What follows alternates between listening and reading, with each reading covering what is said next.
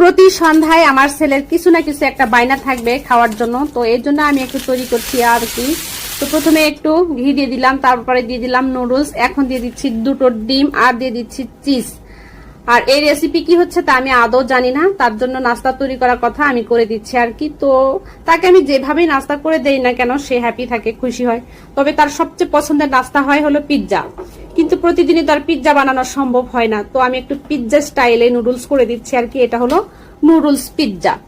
তো তাকে আমি হ্যাপি করতে পারি, আমি যে ধরনের রেসিপি করি না কেন সিম্পল ভাবে করে দিলেও সে হ্যাপি থাকে, কারণ বাচ্চা তো একটু কালারফুল একটু গর্জিয়াস কিছু রেসিপি বানিয়ে দিলে সে খুবই খুশি হয়ে যায়।